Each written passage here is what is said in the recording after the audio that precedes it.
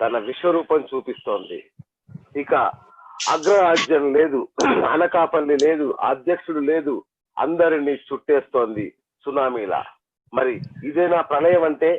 ఇదేనా యుగాంతం అంటే? ఇక మనం అంతరించిపోబోతున్నామా? అంతటి భయాందోళన రేకెత్తిస్తున్న పరిస్థితి ఇది. చూస్తుండగానే రోజుల వ్యవధిలోనే 1 కోటి మందికి చేరుకుంది కరోనా బాధితుల సంఖ్య. మరణాల సంఖ్య 5 లక్షలకు చేరుకుంది. ఇక ఇది ఇలాగే కొనసాగితే నవంబర్ నాటికి ఏం జరగబోతోంది? ఈ నేపథ్యంలో మళ్ళీ లాక్డౌన్ పెట్టాలి అనే ఒక ఉద్యమం ఊపందుకుంది. జనంలో భయాందోళనలు మొదలయ్యాయి. మరి నిజంగా ఏం చేయాలి? మోడీ ఏం చేయబోతున్నారు? రాష్ట్రాలు ఏం చేయబోతున్నాయో చర్చించుకుందాం. ప్రపంచవ్యాప్తంగా చాలా కీలకమైన ముఖ్యమైన నేతలు, డాక్టర్లు మనకు అందుబాటులో ఉన్నారు. నారాయణ గారు నమస్తే అండి. నమస్కారం సార్. ఏం చేద్దాం? ఇది ఇలాగే కొనసాగాల? ఏం చేయబోతున్నారు ప్రభుత్వాలు? ఇది మన ప్రైమ్ మినిస్టర్ రైట్ టైంలో రాంగ్ డెసిషన్స్ తీసుకున్నారు. వాటి ఓకే, అప్పుడేమో ఓవర్ యాక్షన్, ఇప్పుడేమో ఇన్యాక్షన్. ఇప్పుడు దీని మీద ఒక చాలా వాటి అభిప్రాయం చెప్పాము. మళ్ళా మనం చెప్పాల్సింది మోడీ అప్పుడేమో ఓవర్ యాక్షన్, ఇప్పుడేమో ఇన్యాక్షన్ అంట. ఓకే, అదే ఇప్పుడు ఏంటంటే ఇప్పుడు మళ్ళా లాక్డౌన్ మళ్ళా పెట్టాల్సిన పరిస్థితి వస్తుందని కేంద్ర ప్రభుత్వం ఆలోచిస్తుందని తెలుస్తా ఉంది. ఇప్పుడు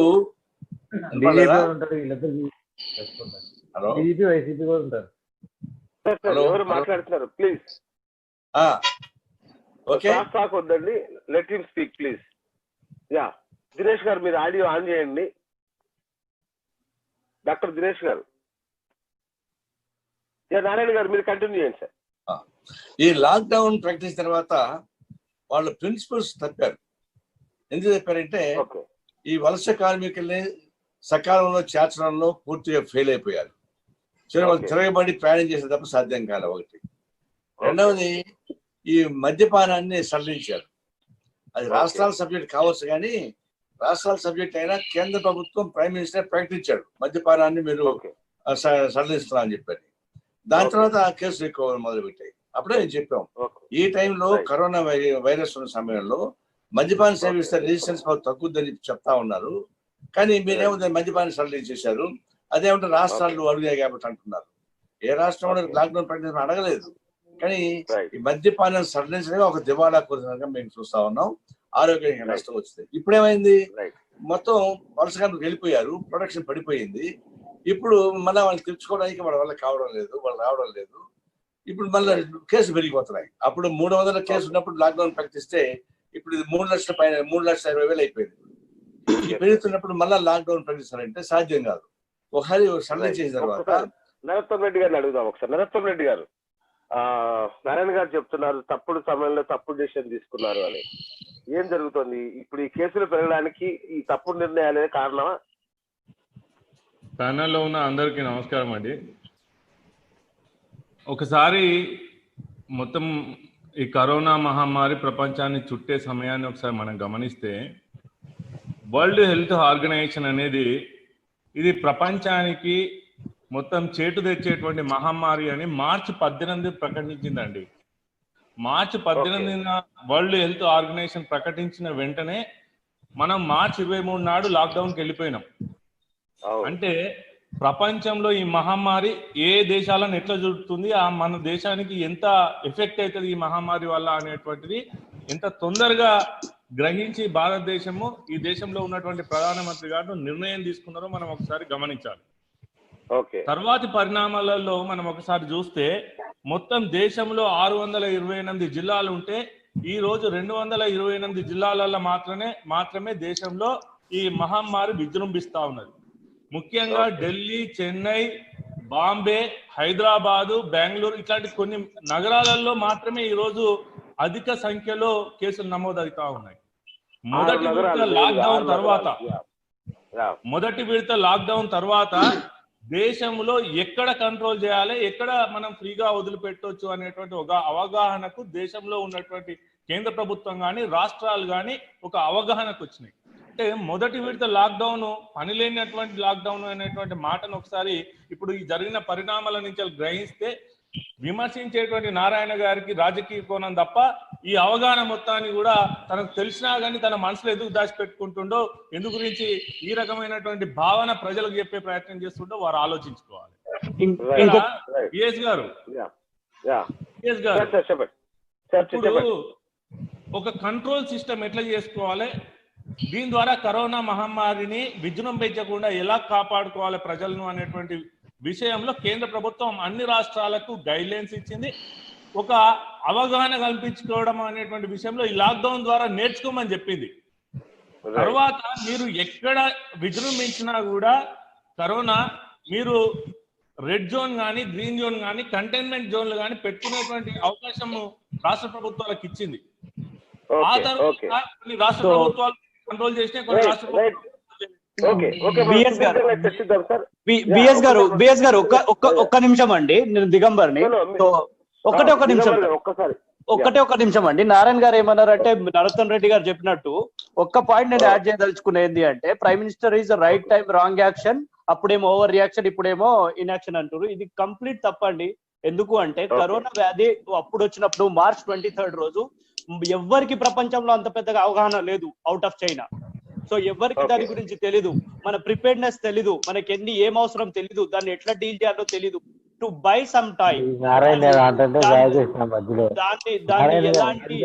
దాన్ని ఎలా డీల్ చేయాలి, దాన్ని ఎలా మనం ఎదుర్కోగలుగుతాము, దాన్ని సన్నద్ధం చేసుకోవడానికి లాక్డౌన్ విధించారు తప్ప, అప్పుడు ఆ సన్నద్ధ ఇప్పుడు ఎన్ని హాస్పిటల్స్ కావాలి, ఎంత మన స్కోప్ ఉంది, ఏ జిల్లాల్లో ఎక్కువ వ్యాప్తి జరుగుతుంది, వీటినన్నింటినీ స్టడీ చేసి దానికి సంబంధించిన రంగం సిద్ధం చేసుకోవడానికి లాక్డౌన్ చేసిరు తప్ప ఈ ఊరికే ఏదో అప్పుడు ఓవర్ యాక్షన్ ఇప్పుడు రియాక్షన్ అంటే కుదరదు. ఎందుకంటే అప్పుడు తెలియదు కాబట్టి. సాయి కృష్ణ గారు, అందరికీ నమస్కారం అండి. ఆంధ్రప్రదేశ్ లో ఎలా ఉంది సార్? అందరికీ నమస్కారం అండి.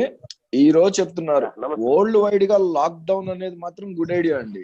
కానీ మన భారతదేశంలో ఇంప్లిమెంటేషన్ వైజ్ గా వచ్చేటప్పటికి చాలా వెరీ వెరీ బ్యాడ్ అండి. ఎందుకంటే లాక్డౌన్ కొన్ని లక్షల మందికి ఉపాధి కోల్పోయాం ఈ రోజు లాక్డౌన్ లో. ఈ రోజు చెప్తున్నారు March 18th ఇంప్లిమెంటేషన్ వచ్చింది, 23rd లాక్డౌన్ కు వెళ్ళామని. 22nd మనం జనతా కర్ఫ్యూ పాటించిన రోజు, ఆ రోజు ఈవినింగ్ 15 days లాక్డౌన్ అన్న మోడీ గారు. ఆ రోజు వలస కార్మికులు ఏమైపోతారో నాకు అవగాహన ఎందుకు చేయలేకపోయారండి ఆయన?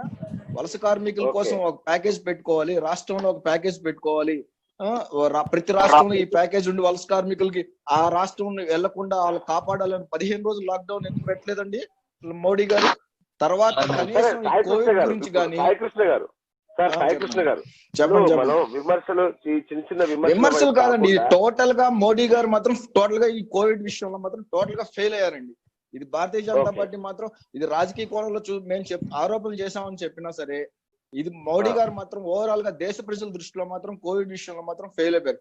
ఆయన 10 days కోసారి 15 days కోసారి ఒక ఎమోషనల్ గా స్టేట్మెంట్లు ఇవ్వటం వచ్చేసి అంతకంటే కూడా అది చేయగలుగుతున్నారే కానీ కనీసం కోవిడ్ వల్ల యాక్షన్ ఏంటి, మనం దాన్ని ఎలా తీసుకోవాలి, ఒక అవేర్నెస్ చేసుకుంటున్నాం, ఒక అవేర్నెస్ ప్రోగ్రామ్స్ ఏమైనా చేపిస్తున్నాం. ఇప్పుడు ఎయిడ్స్ కూడా డిసీజ్ లేదండి, ఎయిడ్స్ దానికి ముందెవరో కనిపెట్టలేదు, కానీ ఒక అవేర్నెస్ తో మనం దానికి అరికట్టుకోగలిగాం. కనీసం అలా కోవిడ్ 100 రోజుల్లో ఏమైనా అవేర్నెస్ ప్రోగ్రామ్స్ చేశారండి?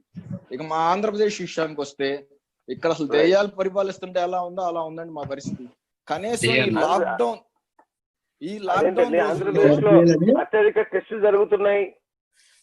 టెస్టులు ఈ లాక్డౌన్ కూడా ఆంధ్రప్రదేశ్ లో రాజకీయంగా ఎలా ఉపయోగించుకోవాలి, ఎలా సంపాదించుకోవాలి, ప్రజల మీద ఎలా భారం మోపేయాలి అనే ప్రయత్నాలే జరుగుతున్నాయి. కానీ ఆంధ్రప్రదేశ్ లో దీని గురించి మాత్రం ఎటువంటి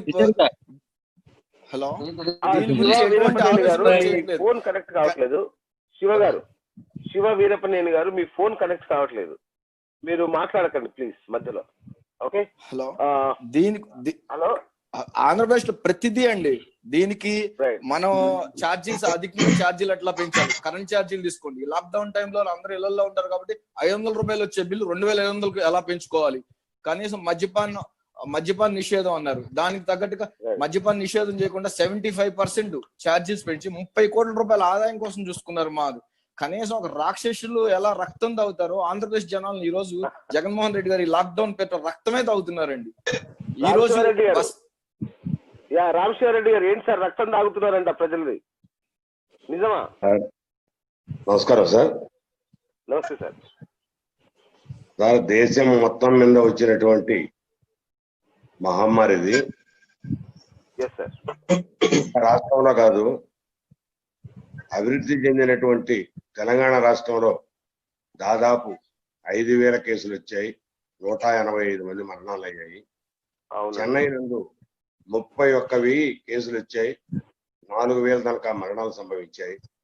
మహారాష్ట్ర నందు 1,00,000 పైగా కేసులు ఉన్నాయి, 4,000 మరణాలు ఉన్నాయి. ఆంధ్రప్రదేశ్ లో 6,000 కేసులు వచ్చాయి, 85 మరణాలు మాత్రమే ఉన్నాయి. రైట్. అన్ని రాష్ట్రాల్లో చుట్టుపక్కల పోల్చుకుంటే ఆంధ్రప్రదేశ్ రాష్ట్రంలో టెస్టులు విపరీతంగా చేశారు. అయితే కొత్త రాష్ట్రమైనందువల్ల రాష్ట్ర రాజధాని కూడా సరిగా ఏర్పరచుకోలేనటువంటి పరిస్థితిలో ఉన్నటువంటి ఈ రాష్ట్రంలో ఈరోజు జగన్మోహన్ రెడ్డి గారు కదా, ఏ ముఖ్యమంత్రి ఉన్నా కానీ రాష్ట్ర ఆర్థిక పరిస్థితిని గురించి ఇంతకంటే ఎక్కువ చేసేటువంటి పరిస్థితి కూడా ఈ రాష్ట్రంలో లేదు సార్. ఓకే. అభివృద్ధి చెందినటువంటి రాష్ట్రాలు, చుట్టుపక్కల ఉన్నటువంటి అన్ని రాష్ట్రాలు కూడా ఆంధ్రప్రదేశ్ కంటే ఎక్కువ కేసులు ఉన్నాయి, ఆంధ్రప్రదేశ్ లోనే చాలా తక్కువ కేసులు ఉన్నట్టు మేము భావిస్తున్నాం. Right right. అట్లాగే రామశివారెడ్డి గారు, ఈ వీటి మీద కాకుండా మీరు కేసుల మీద ఎక్కువ కాన్సన్ట్రేట్ చేస్తున్నారు టీడీపీ వాటి మీద.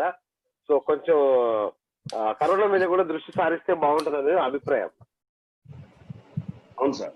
ఇప్పుడు ఈ కరోనా లాక్డౌన్ లో నరేంద్ర మోడీ గారు నిర్ణయం తీసుకున్న తర్వాత రాష్ట్రాలకు ఎప్పుడైతే ఆర్థిక వనరుల విషయంలో ఆయన తగినటువంటి సూచనలు చేయడం వల్ల అన్ని రాష్ట్రాలు కూడా ఈ లాక్డౌన్ నుంచి ఎప్పుడు బయటపడతాం, రాష్ట్ర ఖజానా ఖాళీ అయిపోయింది అనేటువంటి భయాన్ని వచ్చింది సార్.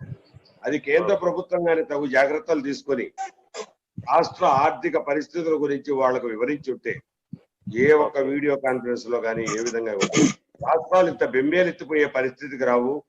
మద్యం మహమ్మారి కానీ ఇంకోటి కానీ వాటి గురించి ఆలోచించేవాడు కాదు సార్.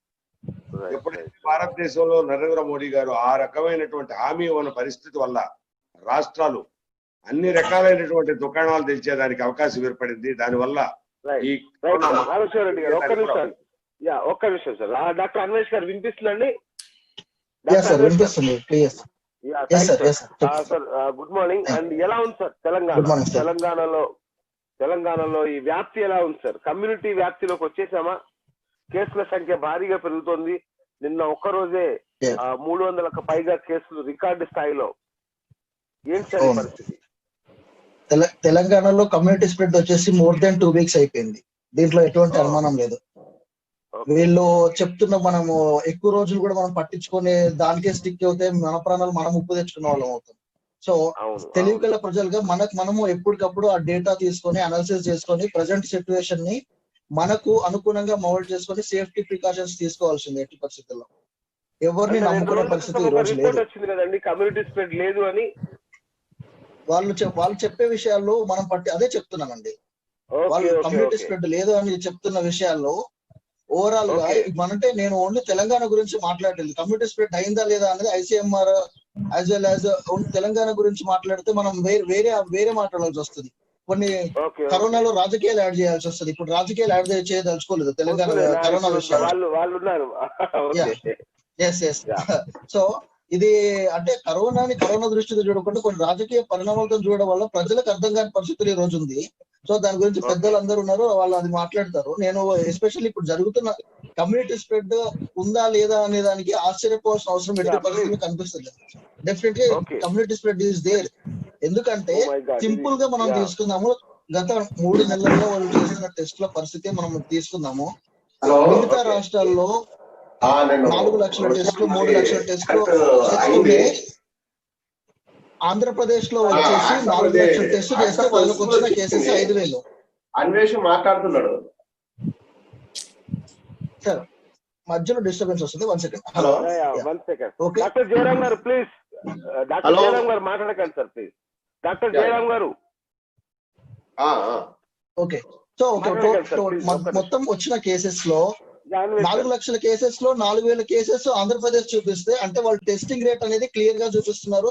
వచ్చిన ప్రజలకు వాళ్ళకు పాజిటివ్ వచ్చిన ప్రజలను కూడా క్లియర్ గా చూపిస్తున్నారు. మన తెలంగాణకు వచ్చిన టెస్టింగ్స్ రేట్ క్లియర్ గా 40,000 టెస్టులు కూడా మించలేదు ఈ రోజు.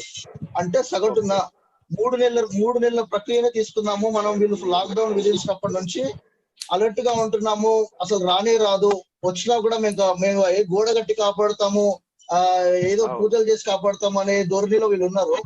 అది ఈ రోజు తప్పు అని కరోనా నిరూపించింది. మొట్టమొదట ఒక రోజుకు సగటు రేటే మనం తీసుకుంటే 600 టెస్టుకు మించట్లేదు అనేది మనకు అర్థమవుతుంది. ఎందుకంటే 5,000 టెస్టులు ఈ రోజు పాజిటివ్ ఉంటే వాళ్ళు చేసిన టెస్టులు 40,000 టెస్టులు కూడా మించలేదు. అంటే more than 15% corona, more than 15% affected persons ఉన్నారు. ఈ లెక్కన మనము ఎవరితో పోల్చుకొని ఏదో మనకు నిన్న పెద్ద మనిషి అంటున్నాడంట కరోనా టెస్టులు ఎక్కువ చేస్తే మీకు ప్రైజ్ వస్తుందని. టెస్టులు చేస్తే ప్రైజ్ రాదు, ప్రాణాల ప్రజలు కాపాడుతాం సార్. నిన్న ఒక పెద్ద మనిషి ఎవరో కరోనా టెస్టులు ఎక్కువ చేస్తే మీకు ఏమైనా ప్రైజ్ ఇస్తారా అని అంటున్నారంట. కరోనా టెస్టులు ఎక్కువ చేస్తే ప్రైజ్ కాదు సార్ ఇచ్చేది, ప్రైజ్ కాదండి ఇచ్చేది, ప్రాణాలు కాపాడుతారు, ప్రజల ప్రాణాలు కాపాడుతారు. ప్రజలు ప్రాణాలు కాపాడితే ప్రజలే ఇస్తారు ప్రైజ్. వాళ్ళ ప్రాణాలు కాపాడితే వాళ్ళే ప్రైజ్ ఇస్తారు, లేకపోతే వాళ్ళు ప్రైజే తీసేసుకుంటారు. అయితే సో ఇప్పుడు సగటున రేటులో 15% అని మనం చూసుకుంటే ఇదే రోజు ఇదే 4 లక్షల టెస్టు తెలంగాణలో చేస్తే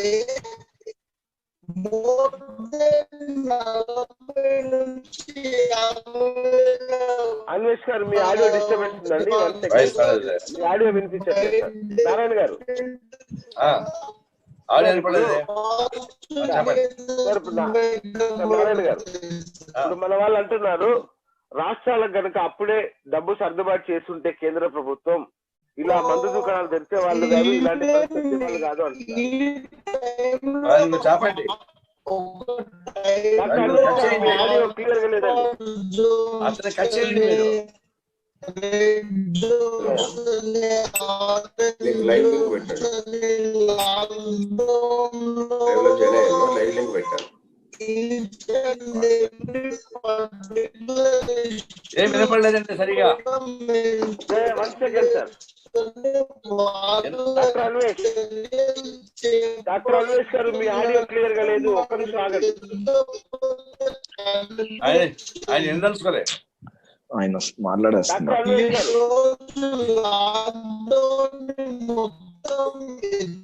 డాక్టర్ అన్వేష్ గారు please stop sir, me audio సరిగ్గా లేదు సార్. ఆయన ఎందలుచుకోలే, ఆయన కట్ చేసాడు కాదు భగతనే ఉన్నాడు. అదే మాట ఆయన వినిపించేటప్పుడు లేదు, వినిపిస్తున్నట్లేదు. ఆయన కట్ చేయొచ్చు కదా. కట్ చేస్తున్నాను sir.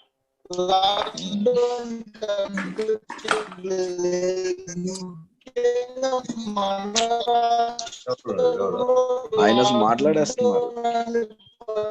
Hello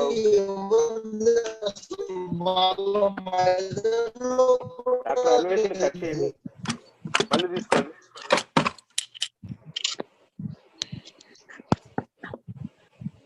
right, okay. Doctor Anvesh mute అయిపోయింది సార్. నారాయణ గారు చెప్పండి సార్. ఇప్పుడు ఇందాక నరేంద్ర మోడీ గారు చెప్తున్నారు ఆయన సబ్జెక్ట్ కరెక్షన్.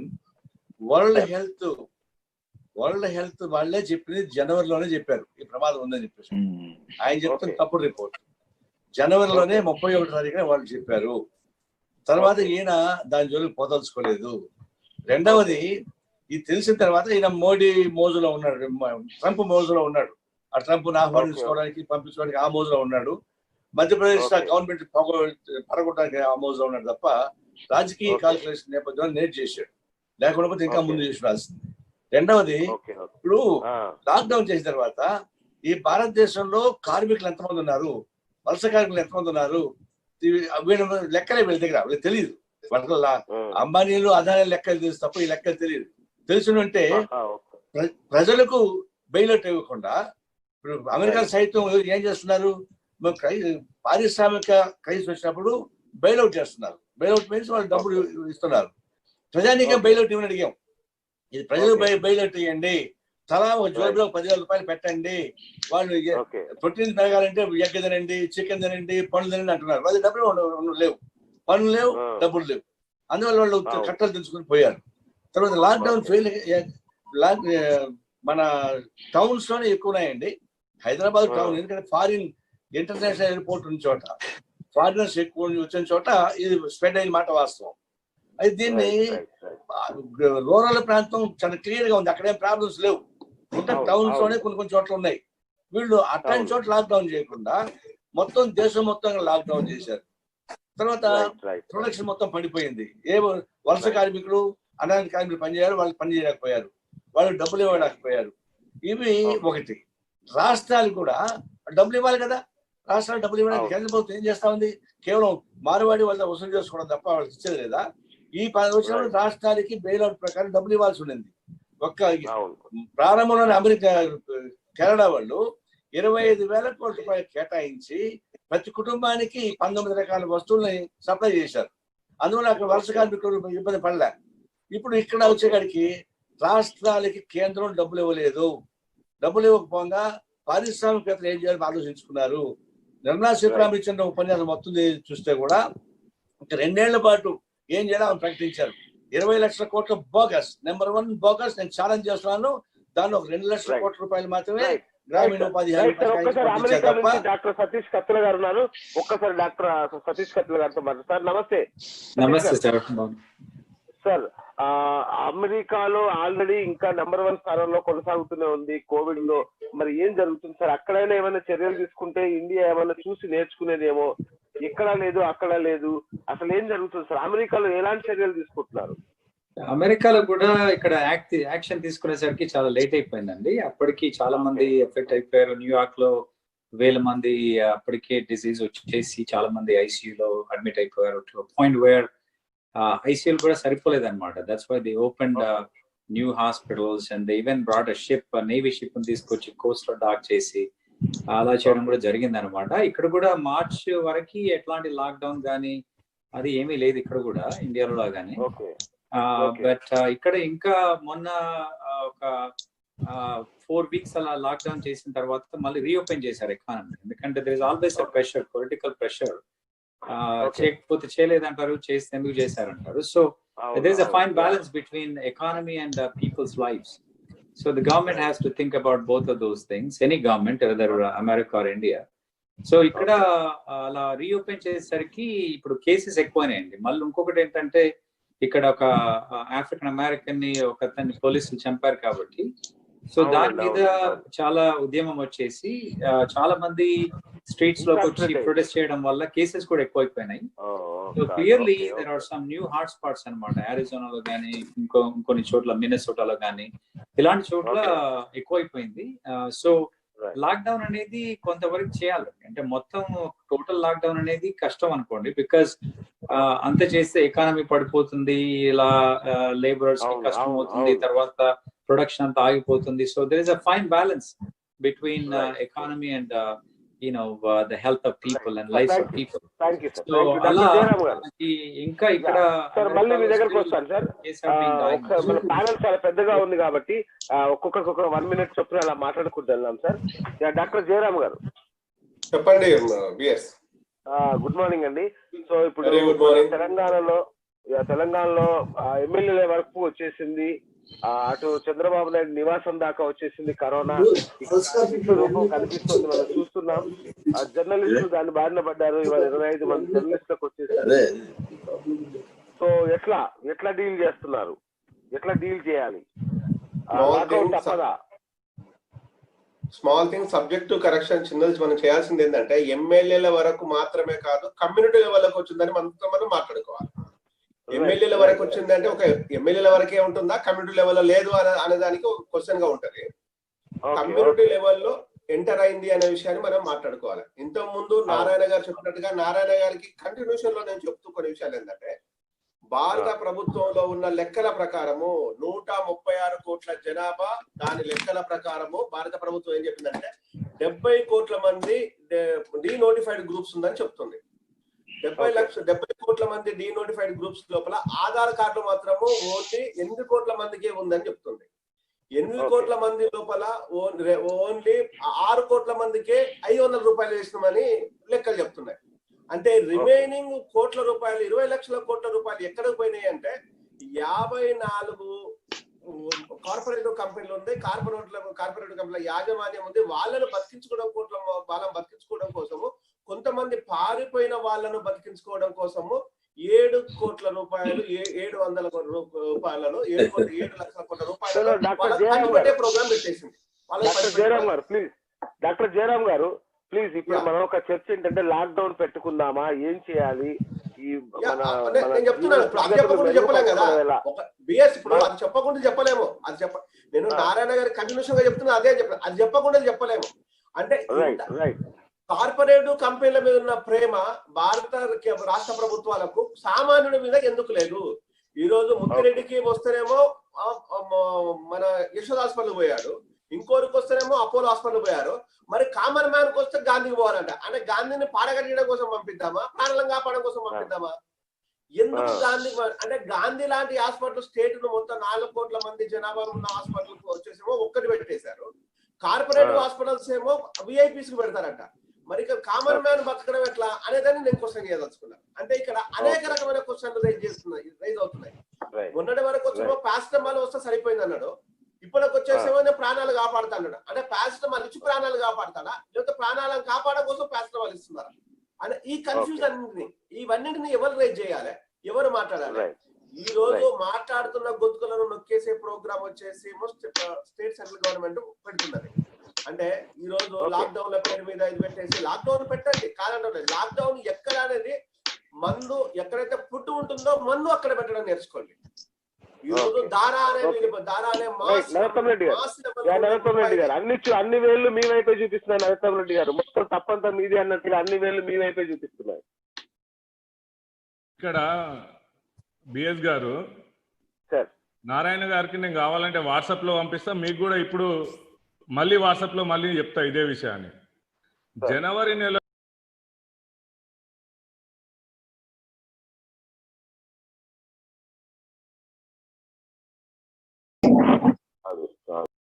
నారాయణ గారు నమస్కారం సార్. క్షేమంగా పరిపాలిస్తారు దేశాన్ని. ప్రతిపక్షాల ఆశీస్సుల వల్ల అత్యంత ధనిక దేశము, అదే విధంగా టెక్నాలజీలో పెద్ద దేశం అమెరికానే మార్చి నెలలో లాక్డౌన్ ప్రకటించలేదు. అంటే ఆ సిమ్టమ్స్ ను ఆ దేశమే గ్రహించలేకపోయింది. బిఎస్ గారు వినాలి. అట్లాంటి పరిస్థితులలో మన దేశం తీసుకున్న నిర్ణయం లాక్డౌన్ తర్వాత ప్రపంచంలో 120 దేశాలు తీసుకున్నాయి లాక్డౌన్ ని. అమెరికా కూడా మనం తీసుకున్న తర్వాత మాత్రమే సీరియస్ గా లాక్డౌన్ మీద కాన్సన్ట్రేషన్ చేసింది. దీనికి కంటిన్యూగా లాక్డౌన్ ఎత్తేసేటువంటి కార్యక్రమం నరేంద్ర మోడీ గారి ప్రభుత్వం చేసింది అంటే ప్రపంచంలో అగ్రగామిగా ఆర్థిక వ్యవస్థలో ఉన్నటువంటి దేశమే లాక్డౌన్ పొడిగించలేనటువంటి పరిస్థితులు ఉన్నప్పుడు ఈ దేశంలో ఉన్నటువంటి ప్రజలను రక్షించడం కోసం ఈ మహమ్మారిని ఒకవైపు ఎదుర్కొంటూనే వ్యవస్థను గాడిలో పెట్టడం కోసం నరేంద్ర మోడీ గారు లాక్డౌన్ ఎత్తేసారు. అయితే ఇక్కడ ఉన్నటువంటి ప్రతిపక్షాలు కొందరు మేధావులు ఎంతసేపు నరేంద్ర మోడీ గారిని విమర్శించాలనేటువంటి దిక్కుమాలిన ఆలోచనలతోటి విమర్శించడం తప్ప కానీ అలా నిజంగా కూడా ఒక అర్థవంతమైనటువంటి ఆలోచన లేనటువంటి అదే విధమైనటువంటి సమయంలో శాస్త్రీయత లేనటువంటి అబద్ధాలతో ఎట్టి పరిస్థితులలో ప్రజలను నమ్మించాలి, నరేంద్ర మోడీ గారిని డిఫేమ్ చేయాలి. ప్రపంచము ఒకవైపు భారతదేశంలో ఉన్నటువంటి ప్రజలు ఇబ్బంది పడుతూ కరోనా సమస్య విషయంలో ఇబ్బందులను ఎదుర్కొంటున్నటువంటి సమయంలో సలహాలు సూచనలతోటి వ్యవస్థను గాడిలోకి తీసుకుపోవాల్సినటువంటి మేధావి వర్గం ఇవాళ ఏం చేస్తుంది అని అంటే ఎంతసేపు ఏదో కార్పొరేట్ వర్గాలను బతికేయడం కోసమే నరేంద్ర మోడీ గారు ఇప్పుడు కూడా పనిచేస్తున్నారు అనేటువంటి మాట చెప్పేటువంటి ప్రయత్నం ఎంత కుట్రున్నది. బిఎస్ గారు ఇప్పుడు ఒక మాట చెప్పండి ఇప్పుడు నారాయణ గారు అన్నట్టుగా ఇప్పుడు ఆ 20 లక్షల కోట్లు కంపెనీలను బతికించడానికే ఇచ్చినట్టు కదా, మరి వలస కార్మికులకు కానీ సాధారణ జనానికి కానీ ఏమన్నా అకౌంట్ లో డబ్బులు వేసారా, ఏం చేశారా డబ్బుల్ని? ఇప్పుడు బిఎస్ గారు 2 చర్చలండి ఇక్కడ. 20 లక్షల కోట్లు ఎవరి కోసం ఇచ్చిండ్రు భారతదేశంలో అనేదేమో ఒక చర్చ. అవును, కరోనా సమస్యను అరికట్టడంలో నరేంద్ర మోడీ గారు ఈ దేశంలో ఎంతగా సక్సెస్ అయ్యిండ్రు ప్రపంచంతో పోల్చి చూసినప్పుడు అనేది ఒక సమస్య. నేను 2 విషయాలు క్లియర్ కట్ గా చెప్తా. వాళ్ళకి కన్ఫ్యూజ్ ఉన్నది, తెలియదు. అడ్డమైన మాటలతోటి దిక్కుమాలినటువంటి ఆలోచన విధానంతో తిట్లు మారి మాట్లాడతావా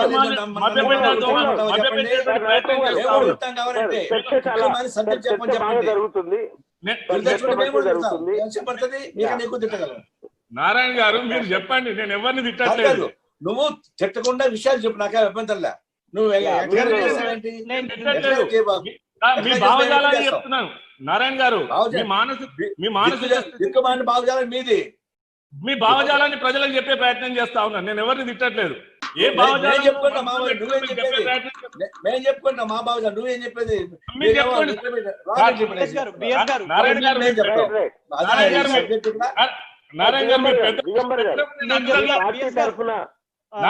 పార్టీ తరఫున మాట్లాడుతున్నారు, మీరు అమెరికా తరఫున మాట్లాడండి సార్ ప్లీజ్. ఎలాగో సమాధానం ఇస్తున్నారు. అమెరికాలో ఏం జరుగుతుంది కావాలి సార్ దిగంబర్ గారు? అమెరికాలో బిఎస్ గారు నాకు అవకాశం ఇవ్వాలి. బిఎస్ గారు మాట్లాడండి సార్. చెప్పండి సార్. నేను వారి భావజాలంతో వారు మాట్లాడుతున్నప్పుడు నేను అడ్డు తగలట్లేదు, నా భావజాలంతో నేను మాట్లాడుతున్నప్పుడు వారు ఎందుకు అడ్డు తగలాలి? దాంట్లో బూతులు ఎందుకండి సార్? మనం చర్చను కొంచెం అంటే నిజంగా ఆ కరోనా ఎలా కట్టడి చేయాలి? తెలంగాణ భాషనే ఇట్లుంటది సార్. తెలంగాణ భాష తెలీదా? తెలంగాణ మంచి భాష, తెలంగాణ భాష ఇట్లుంటది. అయితే బిఎస్ గారు నర్వత్వం తెలంగాణ అయితే మన ఏరెక్కడ, నేను కూడా తెలంగాణ మరి. అదే అందుకే నీకు అర్థమవుతుందన్నా, నీకు అర్థమవుతుంది. మాట్లాడే నాకు అర్థమవుతుంది, నేను మాట్లాడు.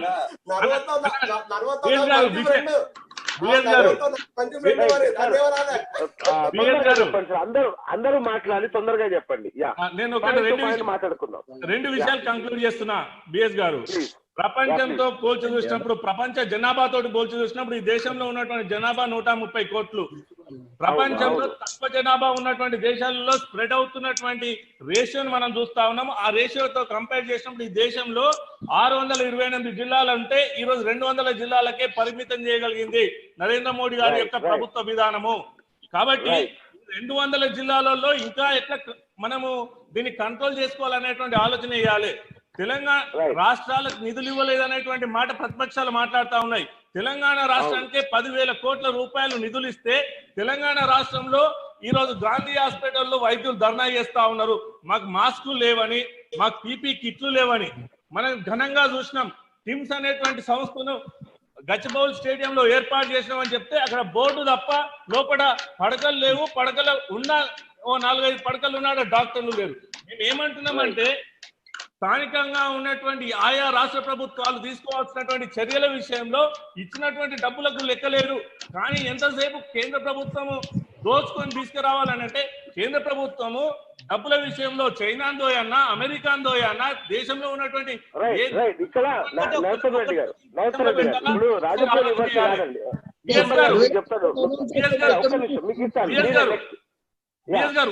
ఒకటే మాట బిఎస్ గారు, ఈ దేశంలో మాట్లాడాలి.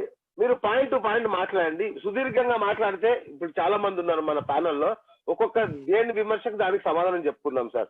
నేను ఏమంటాను నరోత్తమ్ రెడ్డి గారు, ఒకటే మాట. ఇప్పుడు ఫస్ట్ 1,00,000 కేసులు రావడానికి మనకు 60 రోజులు పట్టింది సార్. మన దేశంలో లాక్డౌన్ ఉండడం వలన ఏమో 60 రోజులు పట్టింది. ఆ తర్వాత 20 రోజులకే 2 లక్షలకు చేరుకున్నాం. ఆ తర్వాత వారం రోజులకే 3 లక్షలకు చేరుకున్నాం. ఇప్పుడు పరిస్థితి చాలా భయంకరంగా ఉంది సార్. దీన్ని ఎట్లా కట్టడి చేయాలి? లాక్డౌన్ చేసుకుందామా? అమెరికాలో ఏం చేస్తున్నారు, మిగతా దేశాల్లో ఏం చేస్తున్నారు ఒకసారి చూద్దాం. సో దట్ మనల్ని మనం కాపాడుకునే పరిస్థితి సార్. దిగంబర్ గారు 2 పాయింట్లు చెప్పి కన్క్లూడ్ చేస్తా. బిఎస్ గారు కేవలం 2 పాయింట్లు చెప్పి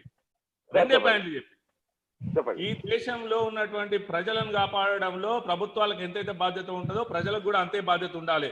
దుకాణాలు తెచ్చినటువంటి దుకాణాల దగ్గర కనీసం బాధ్యత లేకుండా ఏ రకంగా వ్యవహరిస్తున్నారో మనకు కళ్ళకు కట్టినట్టు కనబడతా ఉన్నది. ప్రజల భాగస్వామ్యము ఈ విషయంలో ప్రభుత్వానికి పెద్ద ఎత్తున మద్దతు పెరగాలి. అవసరమైన మేరకే ప్రజలు బయటకు రావాలి. అవసరమైనటువంటి ప్రాంతాల్లో జాగ్రత్తల మేరకు నడుచుకోవాలి. అది స్పష్టం. అది రెండో విషయం. సార్ ఇంకా అరగంట చర్చ ఉంది, మనం కంక్లూడ్ చేసుకుందాం. దిగంబర్ గారు మీరు చెప్పండి సార్. నేను రెండు మాటలు మాట్లాడతా అండి. ముందుగా సాయి కృష్ణ గారు మాట్లాడారు ఒక విషయం, మరి రామకృష్ణారెడ్డి గారు మాట్లాడిన ఇంకో విషయం. రామకృష్ణారెడ్డి గారు ఏమో 85 డెత్స్ అయినా ఆంధ్రప్రదేశ్ లో అది క్రెడిట్ ఏమో మన వైఎస్ఆర్ పార్టీ వల్ల అంత జగన్ వల్ల చేయడం అంటారు. ఒక విషయం. అయితే అదే ఆంధ్రప్రదేశ్ కి బడ్జెట్ ఇవ్వలేదు అనేది ఇంకో విషయం, అది స్టేట్స్ కి బడ్జెట్ ఇవ్వలేదు అనేది నారాయణ గారు లేవనెత్తిన 3 అంశాల గురించి చెప్తాను.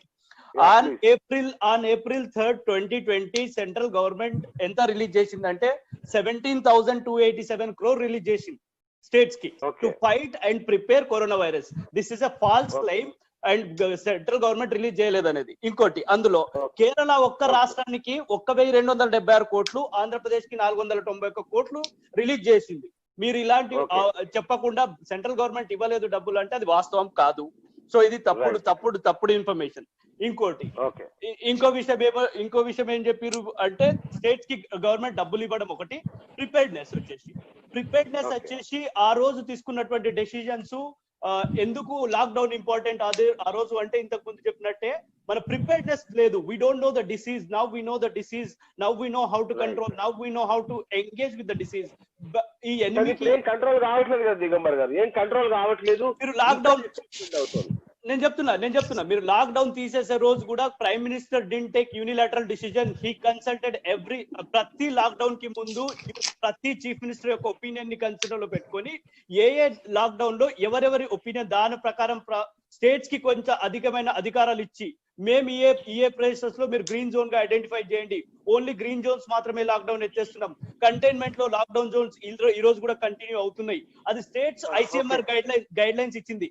వీటన్నిటిని ఫాలో అయితే అవ్వకపోయేది. అయితే స్టేట్స్ ఏమైంది, సడన్ గా మీరు చెప్పినట్టే స్పైక్ వచ్చింది. ఎందుకంటే స్టేట్ లో సడలింపు ఇచ్చిర్రు, ఎందుకంటే ఎకనామిక్ యాక్టివిటీ. కాకపోతే ఒక లాస్ట్ సంభాషణలో ఆయన ఒకటి చెప్పారు, ఏంటి అంటే హమారా బీచ్ మే కరోనా రహేగా, కరోనా కే సాత్ హమ్ ఆగే బడ్నా చాహియే. అంటే మన మధ్యలో కరోనా ఇంకో కొద్ది రోజులు ఉండబోతుంది, దానిని ఎలా ఎదుర్కొంటూ మనం ముందుకెళ్దామని చెప్పారు తప్ప మీరు ఎక్కడ కూడా లాక్డౌన్ ఎత్తేస్తున్నా మొత్తం ఇష్టం వచ్చినట్టు తిరగండి అని చెప్పలేదు. సో ఇలాంటి కొన్ని విషయాలు. ఇంకోటి, మన సాయి కృష్ణ గారు ఇంకోటి డాక్టర్ అన్వేష్ గారి దగ్గరికి వెళ్దాం. అన్వేష్ గారు మీ ఆడియో క్లియర్ అయిందండి? క్లియర్ గా ఉంది సార్. ఇంతకు ముందు చాలా కరోనా లాగా విలేజ్ సృష్టించింది మీ చెప్పినప్పుడు ఆపమని చెప్పండి అయింది అంటే పాపానికి తెలియలేదు సార్. రైట్. అన్వేష్ గారు, ఇప్పుడు తెలంగాణలో పరిస్థితి ఏంటి? గచ్చిబౌలిలో హాస్పిటల్ స్టార్ట్ కాలేదని నిన్న ప్రతిపక్షాలు ఆరోపిస్తున్నాయి. ఏంటి, మన సౌకర్యాలు సఫిషియెంట్ గా ఉన్నాయా లేదా? ప్రభుత్వం తరఫున మనం నిజంగా ఎన్ని వేల కేసులు వచ్చినా సంసిద్ధంగా ఉన్నామా లేదా? సార్, నేను సాధారణ లాంగ్వేజ్ లో ప్రజలకు అర్థమయ్యేట్టు, ఎందుకంటే అందరికి రీచ్ అవుతుంది. ఇక్కడ నారాయణ గారు అండ్ బీజేపీ పెద్దలు కొంచెం క్లియర్ గా వాళ్ళు డిస్కస్ చేసి వాళ్ళకు మా ప్రజలకు అర్థమయ్యే భాషలో కొన్ని వాళ్ళు కూడా ఎక్స్ప్లెయిన్ చేస్తున్నారు. అవును. ఫస్ట్ మనము ఈ రాజకీయం గురించి చర్చలో ఎక్కువ వెళ్తా ఉంది. నా ఒక రిక్వెస్ట్, ఫస్ట్ మనం కరోనా కట్టడి గురించి మాట్లాడితే ఇంకొంచెం బెనిఫిట్ గా ముందుకెళ్తుంది. ఈ టైంలో ఉన్న టైం వినియోగించుకుందాం సార్. సో ఇప్పుడు టిమ్స్ హాస్పిటల్ వాళ్ళు అనౌన్స్ చేసి మనకు ఆల్మోస్ట్ 1 month కి ఎక్కువ అయిపోయింది. సీఎం గారి అనౌన్స్మెంట్ మోర్ దెన్ 1.5 month అయిపోయింది. ప్రధానమంత్రి గారు 500 కోట్లు తెలంగాణకు రిలీజ్ చేసిన రోజు ఇమీడియట్ గా ప్రెస్ మీట్ పెట్టేసి నెక్స్ట్ సెకండ్ ప్రెస్ మీట్ లో మేము కరోనా కట్టడికి ఇమీడియట్ గా అన్ని చర్యలు తీసుకుంటున్నా, నేను రేపే టిమ్స్ హాస్పిటల్ ని అనౌన్స్ చేస్తున్నా అని చెప్పేసి హడావిడిగా నోటిఫికేషన్ వచ్చేసింది. దానికి సంబంధించి రిక్రూట్మెంట్ నోటిఫికేషన్ కూడా ఒక 2 వారాల తర్వాత రిలీజ్ చేయడం అయింది. సో కంప్లీట్ కరోనా హాస్పిటల్ గా దీన్ని తీర్చిదిద్దబోతున్నా అని అనౌన్స్ చేసిన రోజు సెంట్రల్ టీం కూడా ఇక్కడికి వచ్చి దాని గురించి ఎంక్వైరీ చేసి దాని గురించి ఒక రిపోర్ట్ కూడా పంపండి అని చెప్పాను అన్నారు. మీరు ఎప్పుడు స్టార్ట్ చేయబోతున్నారు, ఎలా చేయబోతున్నారు అని చెప్పి. నేను ఈ రోజు వరకు ఆల్మోస్ట్ 1.5 months తర్వాత చూస్తే రిక్రూట్మెంట్ నోటిఫికేషన్ వచ్చి మోర్ దెన్ 3 weeks అయిపోయినా కూడా వాళ్ళు single notification, single recruitment, single job ని ఫిల్ చేయలేకపోయినారు. ఇంకొకటి, వాళ్ళు టీమ్స్ అనేది ఈ రోజు కరోనా వ్యాప్తికి సంబంధించి ట్రీట్ చేస్తున్నాం అంటున్నారు. నెక్స్ట్ దాన్ని కంటిన్యూ చేయాల్సింది కదా. కరోనా అయిపోయినాక హాస్పిటల్ మూసే పరిస్థితి అయితే లేదు కదా. అందుకని రిక్రూట్మెంట్ కూడా పర్మనెంట్ రిక్రూట్మెంట్ చేస్తే వాళ్ళు వైద్యులైనా సరే, ఇప్పుడు ప్రైవేట్ వైద్యులైనా, వేరే దగ్గర పనిచేసే వైద్యులైనా కూడా, even nursing staff, other staff కూడా వాళ్ళు అక్కడ నుంచి ఒక పర్మనెంట్ జాబ్ వస్తుంది కాబట్టి ఈజీ సోర్స్ లో అప్లై చేసుకొని అక్కడ వర్క్ చేయడానికి సుముఖంగా ఉంటారు సార్. 1 year కోసం చేసుకొని తర్వాత పంపిస్తున్నామంటే నోటిఫికేషన్ ఉంటే అది వాళ్ళు వచ్చి జాయిన్ అయ్యాల్సిన పరిస్థితి కూడా లేదు ఈ రోజు. నెక్స్ట్ ఇంకొకటి, వీళ్ళు తెలంగాణ ఇన్ఫ్రాస్ట్రక్చర్ అండ్ డెవలప్మెంట్ అనేది ఒకటి ఉంటుంది మన దగ్గర. అంటే వీళ్ళు మేము PPE కిట్స్ అన్ని పంపిస్తున్నాము, PPE కిట్స్ అందరికి సప్లై అవుతున్నాయి, వైద్యులు గవర్నమెంట్ డాక్టర్స్ కి అందరికీ రీచ్ అయిపోయినాయి, అందరూ వేసుకుంటున్నారు అని వీళ్ళు చెప్తున్నది ఏదైతే ఉందో, వాళ్ళు తెలంగాణ ఇన్ఫ్రాస్ట్రక్చర్ డెవలప్మెంట్ వాళ్ళు అకౌంటబిలిటీ ఇవ్వమని చెప్పండి. వాళ్ళ లెక్కలు ఇవ్వమని చెప్పండి. ఎంతమంది పీపీఈ కిట్స్ చేసుకున్నారు, ఎన్ని మాస్కులు N95 మాస్కులు ఎన్ని ఇచ్చినారు, ఎంతమంది డాక్టర్లు యూజ్ చేస్తున్నారు, పర్ డే ఎంతమంది యూజ్ అవుతుంది, ఎంతమంది డాక్టర్స్ డ్యూటీకి వస్తున్నారు, ఎంతమంది కోవిడ్ వారియర్స్ ఫైట్ చేస్తున్నారు, ఇప్పటివరకు ఎఫెక్ట్ అయిన డాక్టర్స్ ఎంతమంది, నెక్స్ట్ ఫ్యూచర్ లో ఉన్న రిక్రూట్మెంట్ కి సంబంధించి ఇప్పుడు గాంధీ హాస్పిటల్ చూసుకుందాం, ఎఫెక్టెడ్ డాక్టర్ 60%, అంటే 60 డాక్టర్స్ రోజు డైలీ డాక్టర్స్ కి కోవిడ్ పాజిటివ్. నెక్స్ట్ ఎవరు చేయబోతున్నారు ఆ డ్యూటీని? ఆ డ్యూటీ చేస్తే ప్రొటెక్షన్ ఏంటిది? Very alarming situation. Even community centres లో కూడా వెళ్ళి చూడాలి సేమ్ సిచ్యువేషన్. ఎందుకంటే even 2 months back community centre లో చాలా మంది డాక్టర్స్ ఎఫెక్ట్ అయినాడు. కొందరు బయటకు రాలేక చెప్పుకోలేని పరిస్థితుల్లో కూడా ఉన్నారు. కొన్ని హాస్పిటల్స్ లో, ప్రైవేట్ హాస్పిటల్స్ లో, PHC లో డాక్టర్స్ కూడా ఎఫెక్ట్ అయిన పరిస్థితి ఉంది. బట్ వీళ్ళు చాలా డెత్స్ నమోదు కావట్లేదని చెప్తున్నారు. కరోనా డెత్స్ నమోదు కావట్లేదని కూడా చెప్తున్నారు. ప్రైవేట్ డయాగ్నోస్టిక్ సెంటర్స్ కి పర్మిషన్ ఇప్పుడు డబ్బులు కట్టుకునేది ప్రజలే.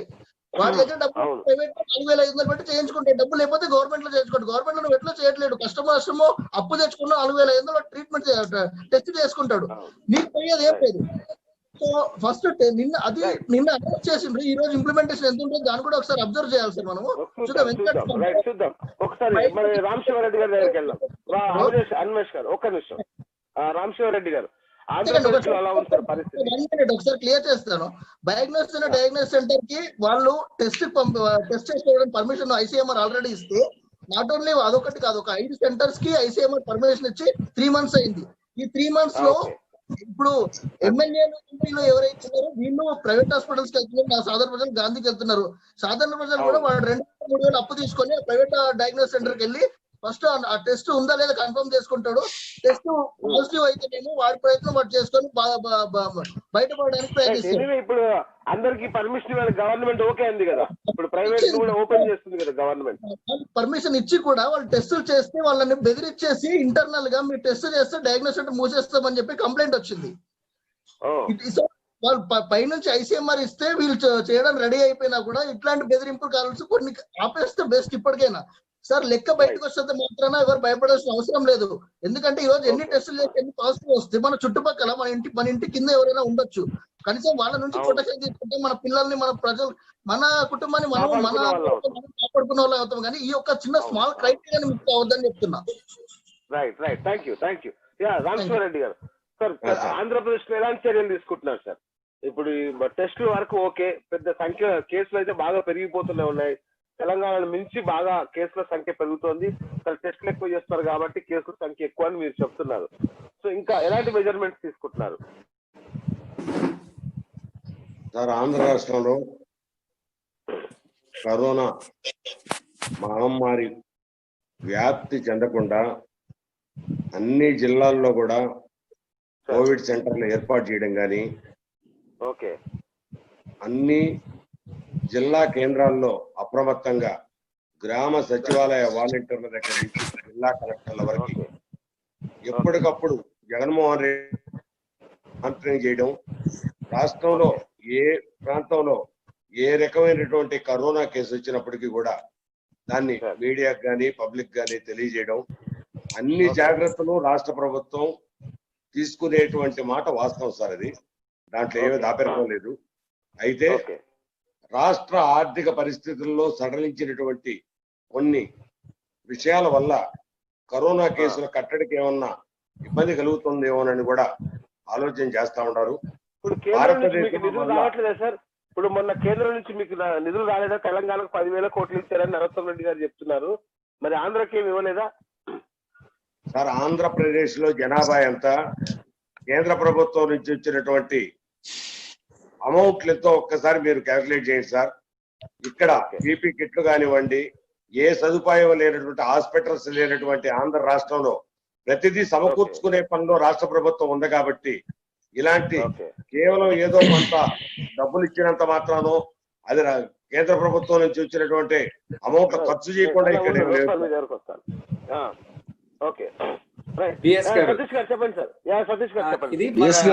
మెయిన్ డిస్కషన్ లాక్డౌన్ ఎసెన్షియలా కాదా అని. But I see 3 issues here. ఒకటేంటంటే ఎకానమీ ఒకటి, ఇంకొకటి ఏంటంటే ఈ టెస్టింగ్ ఒకటి, తర్వాత ఇంకొకటి లాక్డౌన్ చేయాలా వద్దన్నది ఒకటి. మన మెయిన్ డిస్కషన్ ఈ రోజు ఏంటంటే లాక్డౌన్ చేయాలా వద్దా. So there are 4 types of countries we have seen అండి ఈ వరల్డ్ లో ఎంతవరకు. ఒక రకమైన కంట్రీస్ ఏంటంటే అసలు పట్టించుకోకుండా వదిలేసిన కంట్రీలు కొన్ని ఉన్నాయి. బ్రెజిల్ గానీ, స్వీడన్ గానీ, ఆ కంట్రీస్ లో చూస్తే డెఫినెట్ గా వాళ్ళ మోర్టాలిటీ ఎక్కువ ఉంది, చాలా మంది చనిపోయారు అక్కడ then compare to their surrounding countries. అదొక టైప్ ఆఫ్ ఇదన్నమాట. కొంతమంది టోటల్ లాక్ డౌన్ చేశారు మన దగ్గర, ఇది ఇండియాలో, అది సెకండ్ టైప్. కొంతమంది ఏమో టెస్టింగ్ ట్రేసింగ్ చేస్తూ ఐసోలేట్ చేస్తూ డయాగ్నోస్ చేసిన వాళ్ళని సౌత్ కొరియా కానీ, ఫ్రాన్స్ కానీ, జపాన్ కానీ అలాంటివన్నీ చేసిన వాళ్ళ దగ్గర కేసెస్ చాలా తక్కువ ఉన్నాయి. జర్మనీలో కూడా చాలా తక్కువ ఉన్నాయి కేసెస్, ఫెటాలిటీస్ కూడా చాలా తక్కువ ఉన్నాయండి. ఇప్పుడు కొన్ని దేశాలు ఏంటంటే యూరోప్ లో, ఇప్పుడు ఇటలీ అనుకోండి, లేదంటే యూకే అనుకోండి, America, they responded little late. Lockdown చేశారు, కాకపోతే వెంటనే చేయలేదన్నమాట. సో ఇక్కడ కూడా చాలా కేసెస్ చూసాం. So there are so many instances. ఇప్పుడు ఏంటంటే ప్రతి దగ్గర ఇవన్నీ చూస్తే మనం నేర్చుకోవాల్సింది ఏంటంటే physical distancing is very important, testing, తర్వాత ట్రేసింగ్, ఐసోలేషన్, ఇవన్నీ కూడా చాలా ఇంపార్టెంట్ అని. సో ఇప్పుడు లాక్డౌన్ చేయాలా వద్దా అనేది, లాక్డౌన్ తీసేసిన తర్వాత కేసులు పెరుగుతాననేది సహజం అది. ఎందుకంటే people are going out, spread అవుతుంది. ఇప్పుడు ఇంతకుముందు ఒకటి చెప్పినట్టు ఈ కరోనా ఎక్కడికి వెళ్ళట్లేదు. ఒక 1 year వరకు ఇట్లాగే ఉంటుంది. As long as people are going out and mingling with people, there will be more cases, more deaths. Right sir. ఇప్పుడు మరి ఎట్లా సార్, ఇప్పుడు అమెరికా ఏం చేస్తుంది? అంత పెద్ద అమెరికాలో కూడా అన్ని సౌకర్యాల నెంబర్ 1 కంట్రీలో కూడా ఏం చర్యలు తీసుకున్నట్టు ఏం కనబడట్లేదా? ఇన్ని తీసుకున్నా కూడా స్ప్రెడింగ్ అంతగా ఉందా, తగ్గిందా? అంటే స్ప్రెడింగ్ కొన్ని చోట్ల ఉందండి, కొన్ని చోట్ల కంట్రోల్ చేయలేకపోతున్నారు. ఫర్ ఎగ్జాంపుల్ మొన్న ఆ ప్రొటెస్ట్లు అయినప్పుడు, ఆ ప్రొసెషన్స్ అయినప్పుడు యంగ్స్టర్స్ ని ఎక్కువ ఆపలేకపోయారు. దాంతో బయటకు వచ్చిన తర్వాత చాలా మందికి ఇన్ఫెక్షన్స్ వచ్చాయి.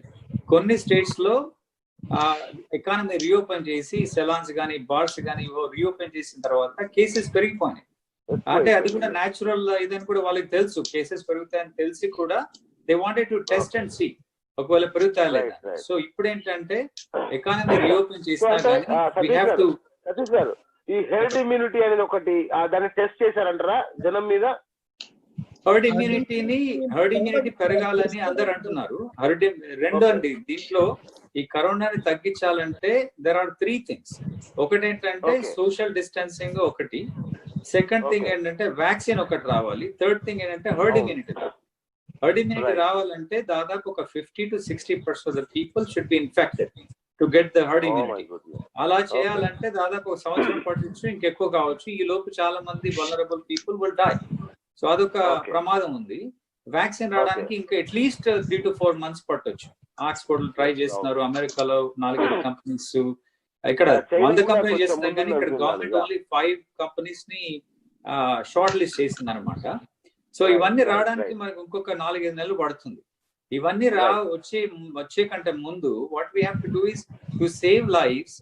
లాక్డౌన్ అనేది కంప్లీట్ గా లాక్డౌన్ చేయలేము, కాకపోతే అట్లీస్ట్ ఒకవేళ పీపుల్ లో కూడా we have to create awareness.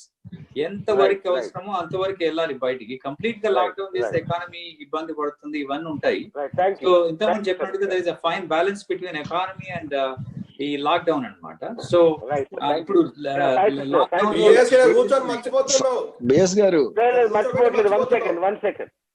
మర్చిపోవట్లేదు. Saikrishna గారు చెప్పండి.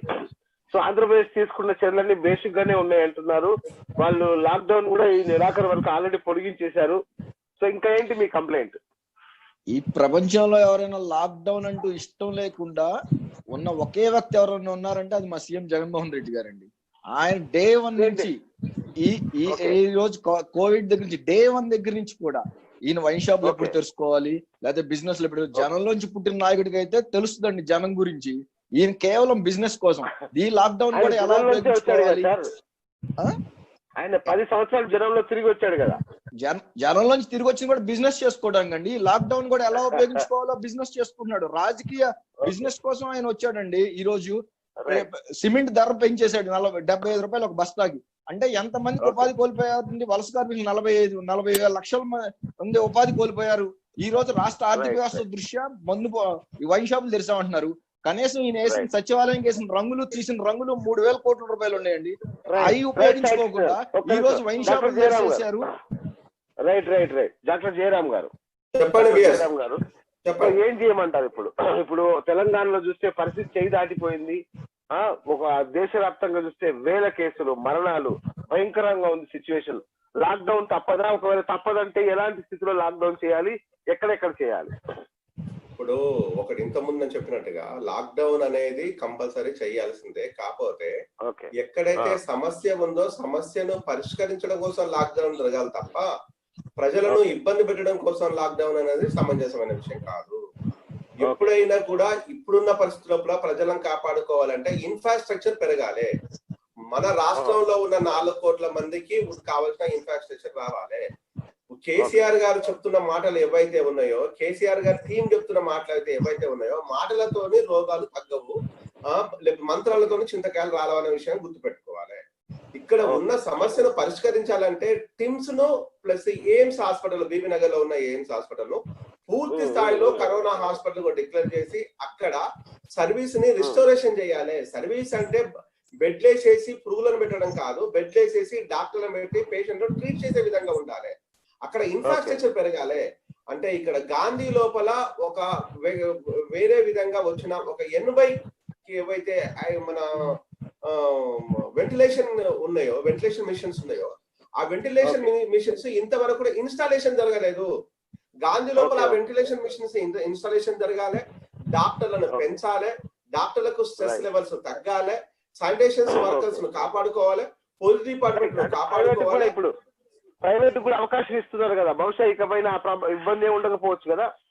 ప్రైవేట్ అవకాశాన్ని ఇక్కడ 2 విధాలుగా చూడాలి. ఒకటి, ప్రైవేట్ అవకాశం అనేది ఇది ఒక మొన్నటి వరకు లాక్డౌన్ లో చెప్తున్న పునరావాసం చేస్తారా, వాళ్ళకు ఫైనాన్షియల్ సపోర్ట్ ఇస్తారా, లేదా పేషెంట్లకు ఉపయోగపడతారా?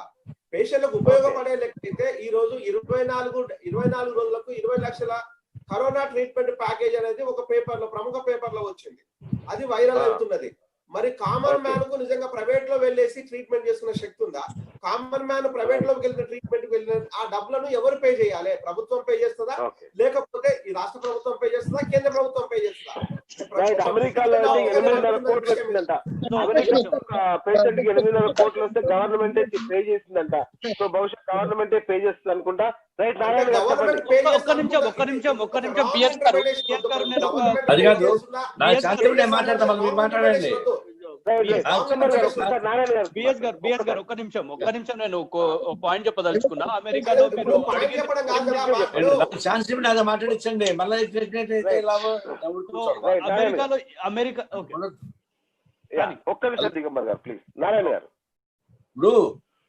ఇప్పుడు పాదంతా వదిలిపెట్టండి. ఇప్పుడు ఫిక్కి ఒక ప్రపోజల్ ఇచ్చింది. అందులో కార్పొరేట్ హాస్పిటల్ తప్పించింది ఏంటంటే దీనికే ట్రీట్మెంట్ లేదు. ఆ పేషెంట్ అడ్మిట్ అయితే 15,000 రూపాయలు కట్టాలి. ఆ తర్వాత వెంటిలేటర్ ఉపయోగించుకుంటే 25,000 రూపాయలు కొంచెం కట్టాలి. వ్యాక్సిన్ వాడుకుంటే ఇంత కట్టాలి. మొత్తం కలిపి 80,000 రూపాయలు ఆ పేషెంట్ ఒక్కొక్క రోజు కట్టాల్సి వస్తుంది. దీని ప్రకారం కేంద్ర ప్రభుత్వం ప్రైవేట్ హాస్పిటల్ అకౌంట్ ఓపెన్ చేసి అడ్వాన్స్ గా పే చేయాలి వాళ్ళకి అని చెప్పి వాళ్ళు ప్రపోజ్ ఇచ్చారు. ఇది ఒక దోపిడీ చేయడం తప్ప ఇంకోటి కానీ కాదు. నేను చెప్పేది ఏంటంటే జిల్లా స్థాయిలో, రాష్ట్ర స్థాయిలో ఉండే ప్రభుత్వ హాస్పిటల్ ఉన్నాయి, వాటిని మీరు సపోర్ట్ చేయండి, డాక్టర్స్ అపాయింట్ చేయండి. ఈ కార్పొరేట్ హాస్పిటల్ అడుగుతున్నారే దానిలో 25% ఇస్తే కూడా చాలు మన ప్రభుత్వ హాస్పిటల్ స్ట్రెంగ్త్ అవుతాయి. ఇప్పుడు బీజేపీ గవర్నమెంట్ స్లోగా ఫిక్కి ప్రతిపాదనలు ఆలోచిస్తుంది, దానికి అనుకూలంగా పోతా ఉంది. ఇది ఒక దోపిడీ వల్ల. ఒకవైపునేమో సారా అమ్ముకోమని పథకం చెప్పారు, ఇప్పుడు ప్రైవేట్ హాస్పిటల్స్ కి కట్టడానికి ప్రయత్నిస్తారు. ఇది ఘోరమైనటువంటి సమస్య ఒకటి. రెండవది, ఇది ఫారిన్ నుంచి వచ్చినటువంటి డిసిజన్ మనకు తెలుసు. కేరళ వాళ్ళు ఫిబ్రవరిలోనే విదేశానికి వచ్చిన వాళ్ళకి అందరికీ నిఘా పెట్టారు. ఇక్కడ మనం పెట్టలేదు. లాక్డౌన్ పెట్టినప్పుడు కూడా మేము చెప్తామంటే వెంటనే వలస కార్మికుల్ని వాళ్ళ ఊర్లకు పంపించి ఉంటే తక్షణం ఈ సమస్య వచ్చేది కాదు. చైనాలో సెకండ్ వేవ్ స్టార్ట్ అయిందంటే ఇప్పుడు మళ్ళీ బీజింగ్ అంతా అల్లకల్లోలం జరుగుతుంది. ఇప్పుడు ఇది వస్తాయండి. దాన్ని బట్టి మేము ఏం చెప్పాలంటే ప్రభుత్వ హాస్పిటల్స్ పెంచుకొని టెస్టులు చేసి వాళ్ళని తీసుకెళ్ళి క్వారంటైన్ పెట్టాలి. అది పెడితే సాధ్యం అవుతుంది. రైట్, దిగంబర్ గారు మాట్లాడతారు సార్. ఒక్క దిగంబర్ గారు ఒకసారి అవకాశం ఇవ్వాలి. ఒక్క నిమిషం దిగంబర్ గారు అయిపోగానే మీరు మాట్లాడుతూ అందరూ ఒక్కొక్క నిమిషం. దిగంబర్ గారు క్విక్ గా చెప్పండి. క్విక్ గా నేను చెప్పేది ఏంటంటే సతీష్ గారు చెప్పినట్టు I totally agree with doctor Satish గారు. సతీష్ గారు చెప్పినట్టు ఐ టోటలీ అగ్రీ. సో ఇప్పుడు మీరు రెండు ముఖ్య విషయాలు మాట్లాడుతున్నా నేను. ఒకటి, ఇప్పుడు కాబోయే చర్యలు ఏం తీసుకోబోతున్నా ప్రపంచ దేశాలు. ఇప్పుడున్న దేశాలలో ఒక్క న్యూజిలాండ్ దేశం మాత్రమే they are like technically decided covid free and they are all following like అలాంటి లాక్డౌన్ లో. అమెరికాలో ఉన్నప్పుడు అయితే ఫేజ్డ్ వైడ్ గా ఇప్పుడు ఎకానమీ ఓపెన్ చేస్తున్నారు. ఎందుకు అంటే డిసీజ్ కెన్ నాట్ బి, ఇప్పుడు ఈ డిసీజ్ కి క్యూర్ లేదు, మందు లేదు. ఎట్ ద సేమ్ టైం ఇది ఈ డిసీజ్ వల్ల disease cannot be like harsh treatment cannot be harsher than disease itself. మనం మీకు ట్రీట్మెంట్ చేస్తేనే చనిపోతాం అన్నటువంటి పరిస్థితి. మనము పొట్టకూటు బట్ అంటే ఎకనామీని కాపాడుకోవాలా, ఎకనామీ వల్ల చాలా మందికి ఇది ఉంటాయి. దాని తర్వాత ఇందులో మోస్ట్ వల్నరబుల్ గ్రూప్ ఏదైతే ఉందో, మోస్ట్ వల్నరబుల్ గ్రూప్ ఏంటి అంటే ప్రీ ఎగ్జిస్టింగ్ కండిషన్స్ ఉన్న వాళ్ళు, plus at the same time వాళ్ళకి ఏజ్ ఉన్న వాళ్ళు, వాళ్ళకి మాత్రమే అవాయిడ్ చేసి కామన్ జనాలకి ఫేజ్ వైజ్ గా ఓపెన్ చేయడం ఒకటి. ఇంకా మన భారతదేశ విషయంలోకి వస్తే మనం ప్రపంచంలో ఉన్నటువంటి వీటి వల్ల కొన్ని నేర్చుకోవాలి. ఏంటి అంటే హాస్పిటల్స్, మనము ఉన్న హాస్పిటల్ ఇన్ఫ్రాస్ట్రక్చర్ పెద్ద చేయడం వల్ల ఏం కాదు. న్యూయార్క్ లో పరిస్థితులు చూసుకున్నట్టయితే అక్కడ ఉన్నటువంటి స్టేడియంస్, అక్కడ ఉన్నటువంటి లార్జ్ స్కేల్స్ లో మనం పబ్లిక్ స్పేసెస్ లో special bed, special Covid hospital, LB stadium లాంటి పెద్ద పెద్ద స్టేడియం ని ఇప్పుడున్న పరిస్థితుల్లో ఇమ్మీడియట్ గా అండ్ వార్ ఫుట్ లో మనం కన్వర్ట్ చేసుకోవాలి. ఎందుకంటే disease will be going there. ఎందుకంటే వ్యాక్సిన్ వస్తుందో రాదో తెలియదు. There is so much uncertainty. ఇప్పుడు మీరు చేసిరు, మీరు ఇది చేసిరు కాదు. We should be cooperative in the same public sector, private sector. రాజకీయాలకు అతీతంగా మనం అందరం ఒక్కటి కావాల్సిన పరిస్థితి ఇప్పుడు. ప్రైవేట్ సెక్టర్, పబ్లిక్ సెక్టర్ కూడా అదే పరిస్థితి. ఎందుకంటే పబ్లిక్ సెక్టర్ లో ఒక్క పబ్లిక్ సెక్టర్ మాత్రమే cannot deal. At the same time private sector లో కూడా మనం డీల్ చేయలేము. ఎందుకంటే డాక్టర్లకు పరికరమైనటువంటి ఎక్విప్మెంట్ ఇవన్నీ ఇస్తూ మనకు ఉన్నటువంటి మాక్సిమం రిసోర్సెస్ ని అండ్ మేక్ షిఫ్ట్ లో ట్రైనింగ్ లో ఉన్న డాక్టర్స్ ని ప్రతి ఒక్కరిని ట్రైనింగ్ ఇచ్చి న్యూయార్క్ లో ఇట్లాంటి పెద్ద పెద్ద సిటీస్ లో ఏ విధంగా అయితే ఇంప్లిమెంట్ చేసిరో at least we should take cues from them and implement.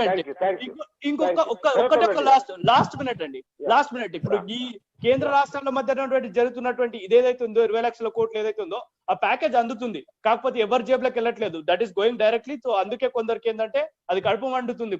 కొన్ని రాజకీయ పార్టీలకు మాకెందుకు రావట్లేదు, మా ద్వారా ఎందుకు పోవట్లేదు, మా కమిషన్లు పోతున్నాయని కొందరు కడుపు మంటతో మాట్లాడుతున్నారు. ఇది ఒకటండి. ఇన్ఫ్రాస్ట్రక్చర్ విషయానికి వస్తే బిఎస్ గారు, ఇన్ఫ్రాస్ట్రక్చర్ విషయానికి వస్తే ఇన్ఫ్రాస్ట్రక్చర్ లేదనే కంటే ఇన్ఫ్రాస్ట్రక్చర్ ఏదైతే ఉందో దాన్ని యూటిలైజ్ చేసుకోవడం అనేది చాలా ఇంపార్టెంట్ అండి. ఇప్పుడు ఎయిమ్స్ అనుకోండి, అవుట్స్కట్స్ లో ఫర్ ఎగ్జాంపుల్ బీవీ నగర్ లో ఉంది, అవుట్స్కట్స్ లో. తర్వాత గచ్చిబౌలిలో ఉంది, స్టేడియంస్ ఇంతకు ముందు అన్వేష్ గారు చెప్పినట్టు. సో ఇవన్నిటిని ప్రాపర్ యూటిలైజేషన్. డాక్టర్లు ఎలా మన దగ్గర చాలా మంది డాక్టర్స్ గవర్నమెంట్ సెక్టర్ లో ఉన్నారు, చాలా మంది ఉన్నారు. వాళ్ళందరినీ తీసుకొచ్చి వాళ్ళని పని చేయించడం, ఇక్కడ డెప్యుటేషన్ తీసుకొచ్చి ఇక్కడ వాళ్ళని ఇది చేయడము, ఈ ఉన్న ఇన్ఫ్రాస్ట్రక్చర్ ని యూజ్ చేసుకొని ఇప్పుడు కొత్త హాస్పిటల్స్ కట్టాల్సిన పని లేదండి. ఉన్న హాస్పిటల్స్ ని యూటిలైజ్ చేసుకుంటే సరిపోతుంది.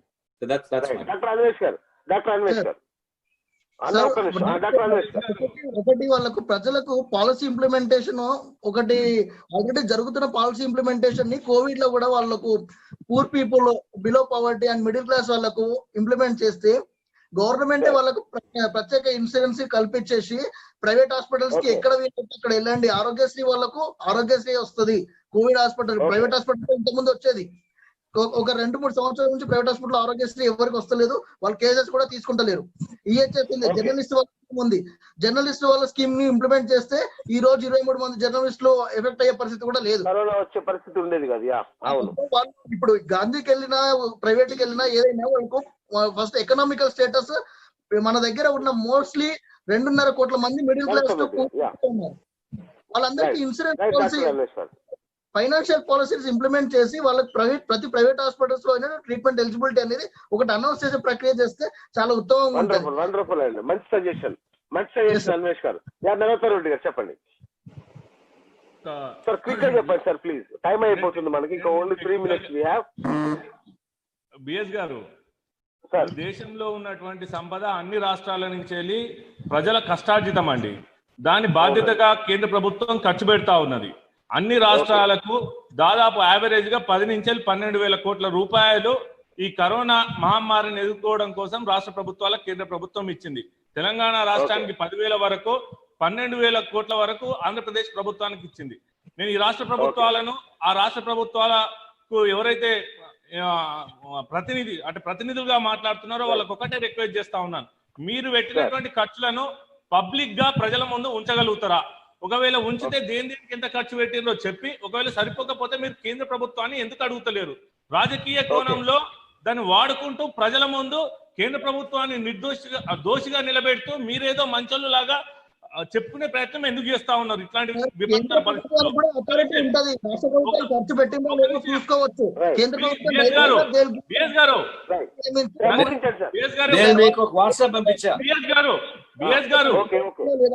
నన్ను మాట్లాడని వాట్సాప్ పంపించాడు చూడండి. నారాయణ గారు నేను చూస్తాను. మీకు పంపించా, ఆయనకి పంపలేదు. ప్రశ్న ఏంటంటే ఫిక్కీ ప్రతిపాదనలు మీద మీ అభిప్రాయం ఏంటి చెప్పండి. ప్రతిపాదన పైన బీజేపీ అభిప్రాయం చెప్పండి. నేను బిఎస్ గారు నేను మాట్లాడాను. ఇప్పుడు బిఎస్ గారు అందరు మాట్లాడుతున్నారు, మీరు మాట్లాడంగానే అందరు ఎంటర్ అవుతున్నారు. దయచేసి అధికారంలో ఉంది మీరే కాబట్టి మీ చుట్టే మేము అందరం తిరగాలి. బిఎస్ గారు చెప్పని వాళ్ళు కదా. నేను ఏమంటున్నా, ఏ రాష్ట్ర ప్రభుత్వం అయినా వారికి ఇచ్చినటువంటి నిధుల విషయంలో ప్రజల ముందు దేనికి ఎంత ఖర్చు పెట్టినామో అనేటువంటి చెప్పాలి. చెప్పి ఆ డబ్బులు అడగకపోతే కేంద్ర ప్రభుత్వాన్ని అడగాలి. ఆ పనులు రాష్ట్ర ప్రభుత్వాలు చేయట్లేదు కాబట్టి ఆ పని చేయాలనేసి మీ ద్వారా కోరుతా ఉన్నాను. రెండో విషయం, బిఎస్ గారు ఇప్పుడు దేశంలో ఉన్నటువంటి రాష్ట్రాలలో ఆ రాష్ట్రాలకు డబ్బులు ఇచ్చిన తర్వాత తెలంగాణ రాష్ట్రాన్ని ఒకసారి చూద్దాం. ఇక్కడ ఉన్నటువంటి రాష్ట్ర ప్రభుత్వానికి వస్తున్నటువంటి మహమ్మారి మీద ఉన్నటువంటి అవగాహన ఒకసారి చూస్తే, ఇక్కడ ఉన్నటువంటి ముఖ్యమంత్రి స్వయాన అసెంబ్లీలో పారాసెటమాల్ వేసుకుంటే సరిపోతుంది అన్నాడు. కంక్లూడ్ చేయండి. నేను ఒకటి చెప్తా, బాధ్యత విషయంలో బిఎస్ గారు బాధ్యత విషయంలో చెప్తా. పారాసెటమాల్ వేసుకుంటే సరిపోతుంది అని చెప్పిండు. మా మంత్రులు, మా ఎమ్మెల్యేలు అందరు ప్రజలలోకి పోయి ఏ మాస్క్ లేకుండా మేము పనిచేస్తామని చెప్పిండు. ఇవన్నీ పోతే ఈ రోజు నాడు చూస్తే కాళేశ్వరం ప్రాజెక్టు నీళ్లు కొండపోచమ్మ దగ్గర మొదలు పెడుతున్నా అని చెప్పి 5,000 మందితో ఓపెన్ చేస్తే ఇలా సిద్దిపేట జిల్లాలో దాదాపు 1000 కేసులు టెస్ట్ చేస్తే 1000 కేసుల వరకు పోయినాయి. అదే విధంగా రంగనాయక సాగర్ ప్రాజెక్ట్ దగ్గర హరీష్ రావు పోయి జలకాల ఆడితే ఇలా సిద్దిపేట మొత్తం కరోనా అంటున్నది. ఈ రకంగా మీరు చూస్తే మొత్తం టీఆర్ఎస్ ఎమ్మెల్యేలను టెస్ట్ చేస్తే దాంట్లో 70% మెంబర్స్ కి టీఆర్ఎస్ ఎమ్మెల్యేలకు ఉంటది. ఎందుకు అంటున్నా అంటే, ఏమంటున్నా, బాధ్యత లేదా రాష్ట్ర ప్రభుత్వాలకు? బాధ్యతతో వ్యవహరించేయ రాష్ట్ర ప్రభుత్వాలు ముఖ్యమంత్రి మహమ్మారి ఏ రకంగా ఆపగలుగుతారు? చెప్పండి, లాక్డౌన్ పెడదామా? బిఎస్ గారు నారాయణ గారు ఒక క్వశ్చన్ అడిగారు. బిఎస్ గారు నారాయణ గారు ఒక క్వశ్చన్ అడిగారు. ఫిక్కీ ప్రతిపాదించింది, వీళ్ళకెందుకు అనుమానం ఉన్నది కేంద్ర ప్రభుత్వం ఆమోదిస్తుందని? ఈ రోజు దేశంలో ఉన్నటువంటి ఏవైతే అన్ని రాష్ట్రాలలో ప్రభుత్వ ఆసుపత్రులు కానీ ప్రైవేట్ ఆసుపత్రులు కానీ అన్ని రాష్ట్ర ప్రభుత్వాల చేతిలో ఉన్నాయి. ఇలా కేంద్ర ప్రభుత్వం చెప్పండి, చెప్పండి, రిజెక్ట్ చేయండి, లేకపోతే రిజెక్ట్ చేసి చెప్పండి. ఒప్పుకోరంట నారాయణ గారు, ఒప్పుకోరంట. రైట్, ఫైనల్ గా నారాయణ గారు మంచిదే, నేను డిస్కస్ చేయడం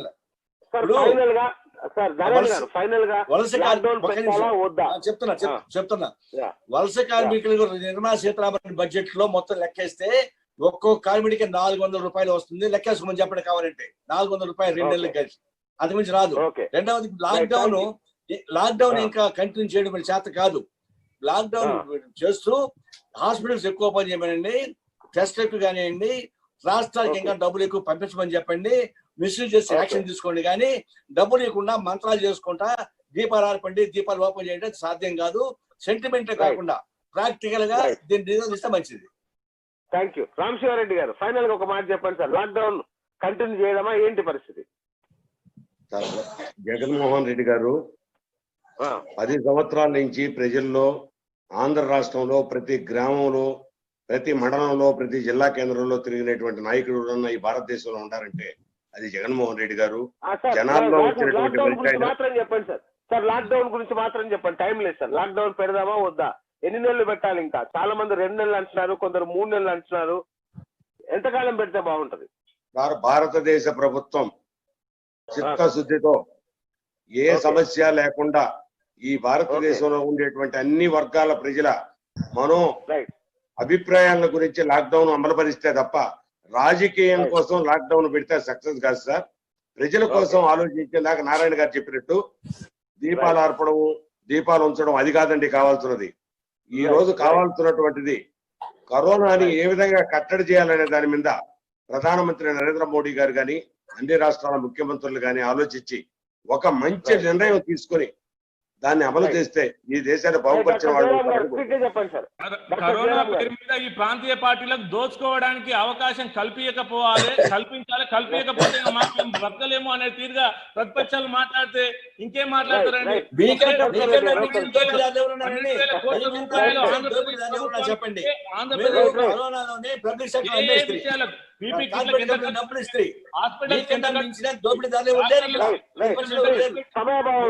సమయాభావం 12,000 కోట్ల రూపాయలను లోపటేసుకొని మాకు ఇంకా కేంద్ర ప్రభుత్వం చేయాలి. మీరేం చేస్తున్నారండి?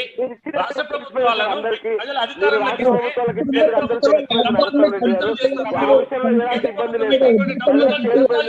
రాష్ట్ర ప్రభుత్వాలు ఉన్నాయా?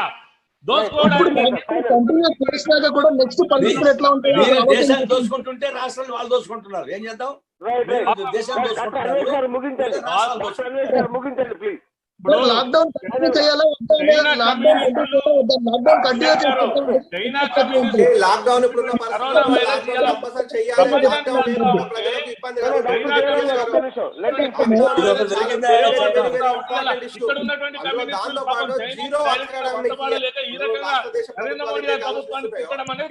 భవిష్యత్తు కూడా చాలా ఇంపార్టెంట్ ఇక్కడ. బిఎస్ గారు ఇక్కడ లాక్డౌన్ అనేది కంపల్సరీ కొనసాగిస్తూ ఉండాలి. లాక్డౌన్ ఎక్కడైతే సమస్య ఉందో సమస్యను పరిష్కరించే దిశగా అక్కడ దాంతో పాటు కొనసాగిస్తూనే ప్రజల ప్రాణాలను గుప్పిట్లో పెట్టుకొని తినకుండా ప్రజలకు కావాల్సిన అన్ని సమకూర్చేసి ఇక్కడ మరి ముఖ్యంగా గవర్నమెంట్ హాస్పిటల్ రిస్టోరేషన్ చేసి డీసెంట్రలైజ్ చేయాలి. ఒక గాంధీ హాస్పిటల్ ఒక్కటే సర్వీస్ సెంటర్ కాకుండా ఎంటైర్ స్టేట్ మొత్తం డీసెంట్రలైజ్ చేయాలి. డీసెంట్రలైజ్ చేయకుండా లాక్డౌన్ చేసినంత లేదు.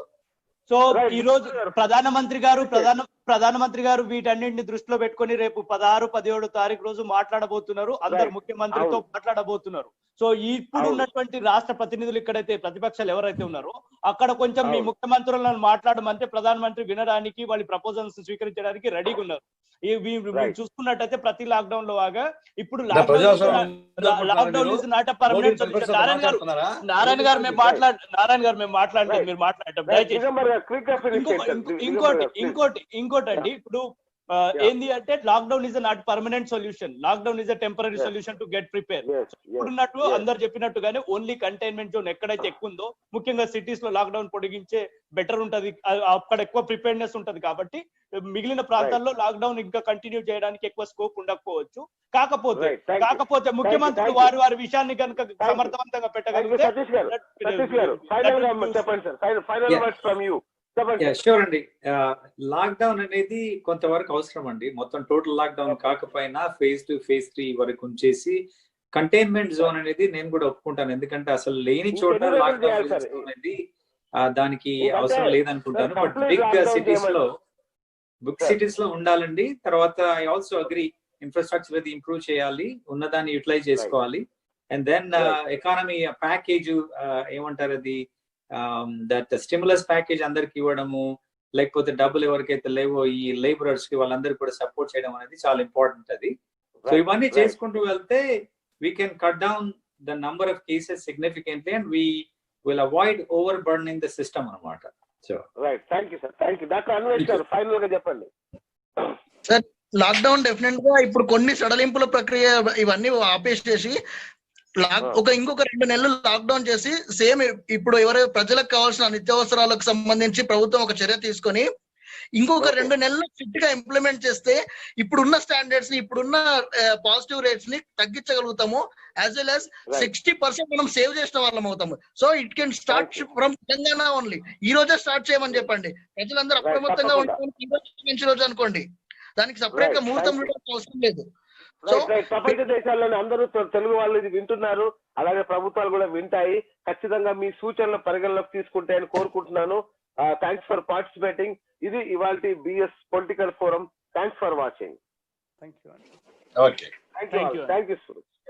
యూ. ఇక్కడే ఉందా? దీంట్లో చూపించాను. ఎప్పుడు అది గుర్తులేదు. అదే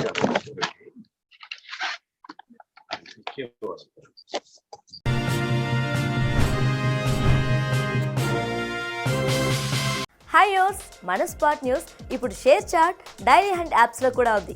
అలా ఉండే ఛానల్ను సబ్స్క్రైబ్ చేయడం మర్చిపోవద్దు. గంట కొట్టడం అస్సలు మర్చిపోవద్దు.